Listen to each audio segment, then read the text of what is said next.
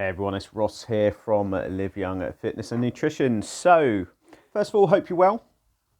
It's blog post time or video time, as we say. So, I've been having quite a few conversations with people this week that have been reaching out for a little bit of help. And like I said, I've had some really interesting conversations, two of which flagged up very similar things that we're starting to hear quite a bit from people, and I've heard over the last 9 years since I've been a health and fitness coach, and that is my diet's okay when I stick to it, or I'm okay when I stick to my diet. It all goes a bit wrong when I don't, okay? And I think really, I always find it quite interesting when people say that to me, because we do hear it a lot. And we've all been guilty of it, in the past. And I think really where a lot of these conversations are going is just starting to look at your current structure of what you're doing. And typically most of this comes from people that follow diets.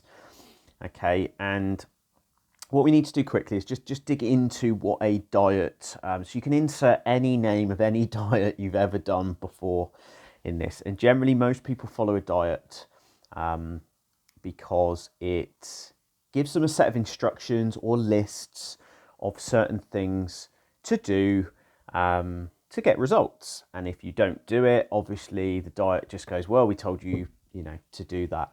And I totally get that. That's where a lot of people are at. That's where your thought process over the years has always gone. I need to lose weight. I need to go and start X diet, or this diet worked for me before, so I'm going to go and do it again. And the clue is in that last sentence there. This diet worked for me before, so I'm going to go back and do it again. And really what the question you need to be asking yourself is, why did I come off it? So you need to reverse the thought process, which a lot of people don't generally do until they start a conversation. And that's how I see my job.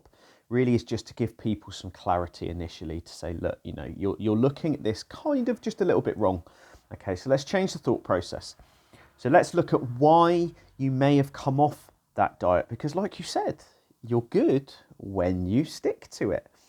Okay, so I've jotted a few things down that I will run you through, and like I said, this blog post really is, or this video is just about just starting that process in your head. Just that thought process is usually just where we want people to be. Okay, just realize the situation that you find yourself in.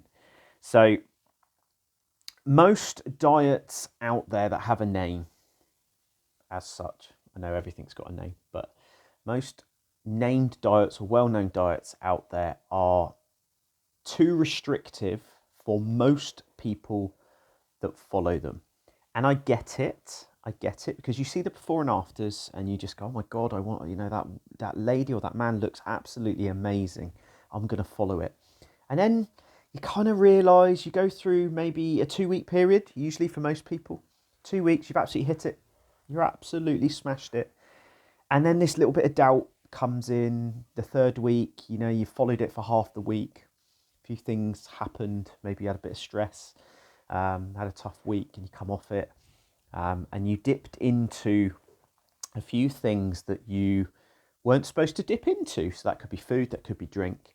And all of a sudden, the doubt kicks in. And what happens here is where those diets are so restrictive, they tell you not to eat certain things. And for most people, we enjoy a few things that are on those lists that we shouldn't dip into. And what happens is, because they're not on that allowed list, we feel a bit naughty. And let's be fair, part of us just likes being a bit naughty. We like doing a few things we're told not to do. And then that creates this kind of spiral of, oh, well, I actually quite enjoyed having the thing I shouldn't have had. I'll start again next week. And then the same thing happens. And before you know it, you're not following it at all. You start coming out with a few things like, oh, it's okay for them. Maybe their life is that way. Maybe they don't enjoy these foods we're not supposed to have. Okay, and really what happens is, the first thing I've got written down is, what you're actually following for you, if you're in that scenario, is not sustainable long term for you. And we have to change this thought process of weight loss doesn't happen over 4 weeks. It can start over 4 weeks, of course it can. But journeys don't end at 4 weeks, okay? They end from instilling habits that generally take about 8 to 12 weeks. So whatever you're following needs to be able to be followed for at least 8 to 12 weeks and beyond. We often talk about lifestyle change, and that's what it's about. Because if the lifestyle doesn't change to the diet, generally because it's too restrictive, you're not going to see those results and those long-lasting results, which is what you actually crave. Not a short burst of weight loss. You crave the long-lasting results, okay?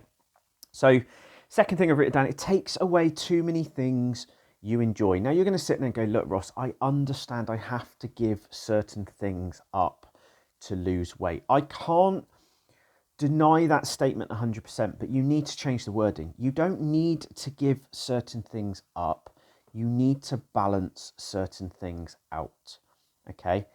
Every client that works with us is allowed to eat and choose what they eat within a balance, okay? So the set of instructions need to be able to give you some freedom to balance out what you want to eat. And by that approach, you enjoy it more.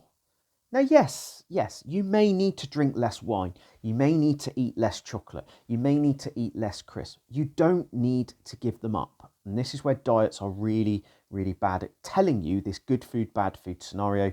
You go into that naughty thing and you have it anyway. You know you're going to have it anyway. Most people say to me, I gave up the crisps or I gave up the alcohol, but I really knew I was only going to do it for a couple of weeks and then I was going to have it, and then the bad relationship with those foods. No, you're actually just being asked to give up too many things that you enjoy. Life's about balance, okay? So find a system that balances you, okay? Most diets won't do that, okay? In turn, the third thing I've written down, it makes you unhappy. And when you're unhappy, you're not going to follow it. Okay, you're not going to follow it. A weight loss journey is very up and down. Are you going to enjoy it 100% all the time?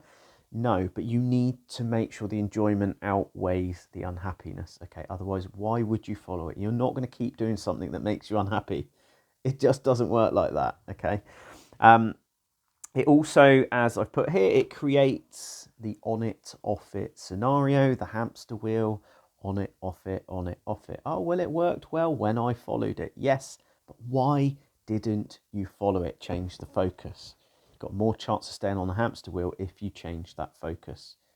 Okay, and no, you don't have to be on it 100% of the time, but your balance needs to be on it more than you are off it. Okay, stop this on it, off it scenario. Find the balance and stop being too hard on yourself. Stop being so restrictive. Okay, it leads to poor results because basically what happens is that scenario, a couple of good weeks, 2 or 3 bad weeks, might even last months, bad weeks, back on it. Oh, I'll go and, start that again. And it was good for 2 weeks when I did it. Yeah, but it was also bad for 8 weeks. So again, change the focus, guys. Realize what you're saying to yourself here. Okay, leads to a poor relationship with food, and this is unfortunately something we see a lot. People come to us for help. They get a bit confused when we go, look, you can balance anything out. You can have a chocolate bar, you can have a bag of crisps, it's fine. And they go, whoa, yeah, but for years I've been told I shouldn't eat that to lose weight. Unfortunately, for years you've been lied to by very restrictive programs that have created this scenario. Okay, so it creates a really poor relationship with food.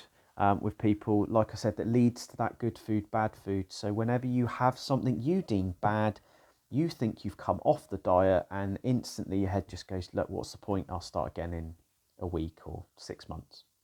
Okay. Most diets generally work for people because they're priced at a point where it doesn't matter. Now, this is, a tough one to talk about because everybody has a price point. Okay, I'm not here to tell you where to spend your money, but let's be fair, most diets that you come off and even probably continue to pay for and don't use because of embarrassment are priced at a price point that doesn't really matter to you. Most diets out there are priced less than a takeaway, a week or a month, whatever you choose to do. So why are you going to be bothered when you don't follow it? Because it's only 5 or 10 quid coming out your account, possibly 20, 30 quid. What happens with that price point then when you're not following it is it doesn't keep you accountable. So you do have to look at your level of investment. There's a whole different blog post to go into there. So I'm going to leave that one there. But they are priced at a point where you honestly don't mind failing at it. Let's be fair. Let's be honest. Okay. The biggest thing I always get to say to people is break that scenario where you're okay when you stick to it, because I once spoke to someone a while ago and they said, I follow Weight Watchers because I followed it for 10 years and it works. Yet that person came to me for weight loss results. And first of all, I just said, is that actually true, what you've just said? Is it true? Has Weight Watchers actually worked for 10 years for you? What it's done is it's created this process in that person's head where they've gone, well, yeah, it works when I stick to it. We have to be better at calling ourselves out on our own BS, if you know what I mean by that. Okay. You've got to be better than this, guys. But like I said, this video is really around just a thought process and a topic I find quite interesting. Hopefully it's rang a few alarm bells. Are you somebody that struggles with this? Again, there's help here. There's a conversation here if you ever want it, guys. Hope you found this useful. Like I said, bit thought-provoking today, really. Be interested to hear if you are a person that does this a lot. Okay. Have a great day. I'll speak to you soon.